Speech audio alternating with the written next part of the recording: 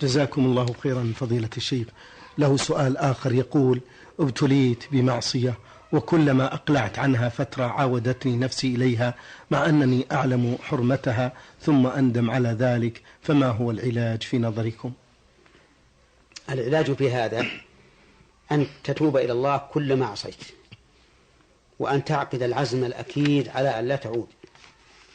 والإنسان العاقل إذا عقد العزم الأكيد سهل عليه الأمر. لكن إذا تبت توبة نصوحا وأتيت بشروط التوبة ثم غلبتك نفسك على هذه المعصية فتوب إلى الله مرة ثانية، والله تعالى يحب التوابين. واعلم أن شروط التوبة 5. الشرط الأول الإخلاص لله، بأن لا يحملك على التوبة إلا ابتغاء مرضات الله تعالى والعفو عن ذنبك. الثاني الندم على ما صنعت بأن تتمنى بقلبك أنك لم تفعله.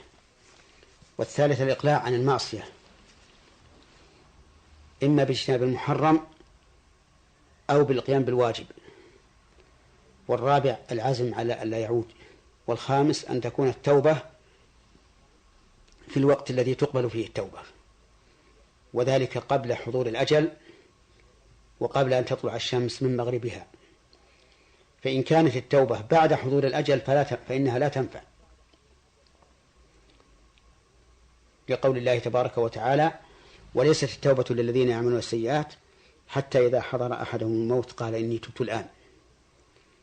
ولما غرق فرعون قال: آمنت أنه لا إله إلا الذي آمنت به بنو إسرائيل وأنا من المسلمين، فقيل له: الآن وقد عصيت قبل وكنت من المفسدين، فلم ينفعه إيمانه.